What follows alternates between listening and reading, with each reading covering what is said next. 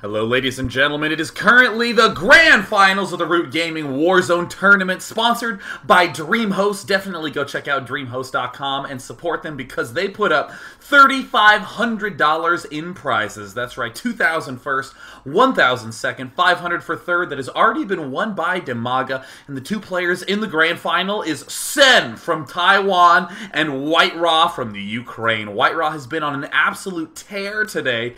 This will be his third tournament finals appearance of the day, and he just seems like an unstoppable force for pretty much anyone and everyone. So huge uphill battle coming up for Sen.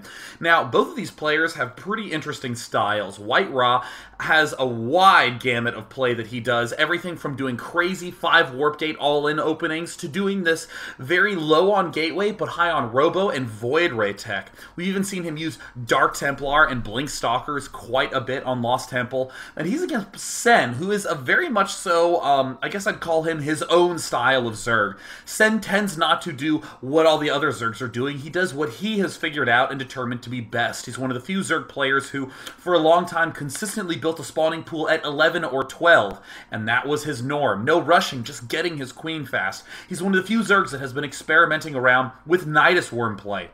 So now we have these two people who are unbelievably stable, great micro-macro control from both of them, and it's all going to come down to who has some superior strategic thinking. So without any further ado, let's go into game one. In the bottom, I just guess the regular old left corner, we have WARZONE, aka White-rA, spawning as the red Protoss, and in the north we have Softball, aka Sen, spawning as the blue Zerg.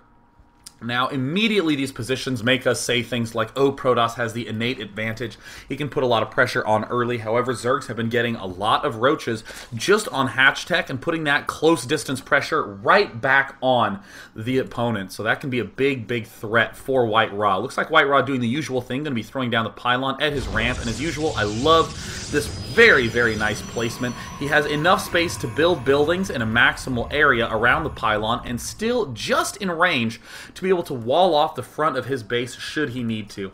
Looks like Sen has not done anything too out of the ordinary yet. As usual, Sen is already poking along just the skirting edge so that way he can retreat if there does turn out to be a player in that close proxy spot. There are some more drones coming out right now. Looks like he's sending his Overlord to his natural expansion, going to make sure that there's absolutely no harassment coming up, such as cannons or even some sort of proxy edge. It also appears to be the case that the gateway is going down for White-rA, and he is sending out his first scouting probe, so he'll be able to check out Sen right away. Let's see if Sen is going to be going for an early hatch. This is such a key point in the game, seeing if there's any way that something can be blocked off, and no, it looks like Sen is going to go for it. Will White-rA be able to stop it in time? It looks like he's advancing. He has enough money, and whoa, White-rA just abandons ship and gets completely shut down on the harass there. That is a little bit unfortunate for our good buddy Duckload, but no big deal. Looks like Duckload didn't have the intention of trying to win. Oh, never mind. He canceled the assimilator. There was an assimilator building for White-rA, but that has been now turned into a Farage. So this could be a very fast win if he can get the good wall off, but of course Sen knows this sort of strategy. Oh, well, he's going for it.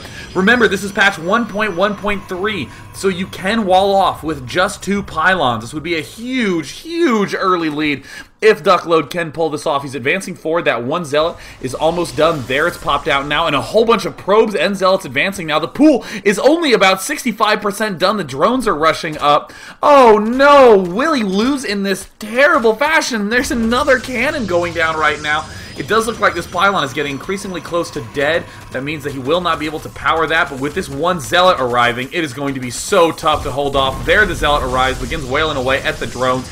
All the drones are pulled off now. Sen's dumped everything into this. Apparently completely underprepared for this sort of push. The drones are dying very quickly. More cannons going down. In the meantime, plenty of income for White-rA. And it looks like that one Zealot is still staying alive at 6 kills. Can it get up to 7? Yes, right before it dies. And it looks like Sen will be able to come out of this alive, maybe. But he is going to be in a rough spot. We do see that first cannon finishing. Now the Zerglings begin wailing away, but 150 shields, 150 life. Very hard to take down those cannons. Super durable. Does manage to do the finishing blow on the cannon, but there's another one finishing, and oh no, is that actually going to kill off everything? And look at this, White-rA target firing the drones. How many drones are left? 2!